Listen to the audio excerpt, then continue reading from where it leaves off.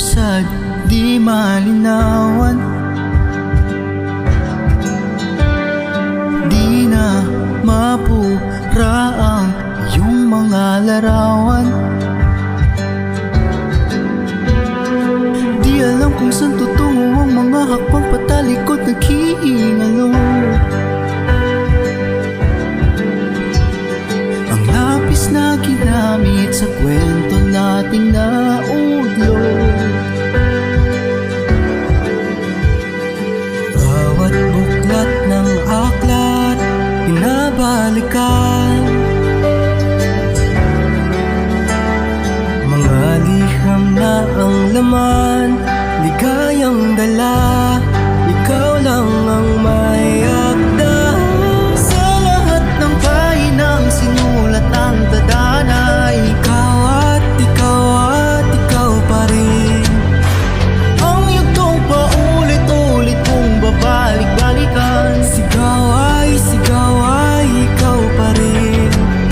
Patuloy kong panghawakan ang iyong mga salitang hindi na nakikita sa tingin ng iyong mga mata. Ngunit kung sarado na ang puso sa nadarama, pwede bang isipin mo kung bakit tayo nagsimula? Ating katotohanan ay naging isang nobela. Muwi na kasan ng pagtutudang di na nalabanan.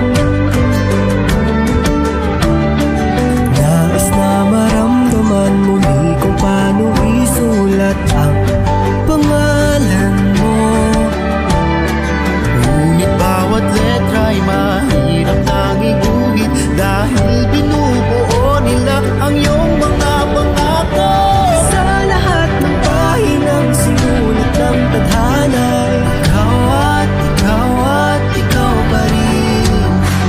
Ang itong paulit-ulit kong mabalik-balikan, sigaw ay ikaw pa rin. Simula sa wakas natin matuklasan, pabalik kung saan di na natagpuan ang mga matang nakatanaw sa umpisa ng yugtong di na sana naisulat pa. Simula sa wakas natin matuklasan, pabalik kung saan di na natagpuan ang mga matang nakatanaw sa umpisa ng yugtong di na sana naisulat pa.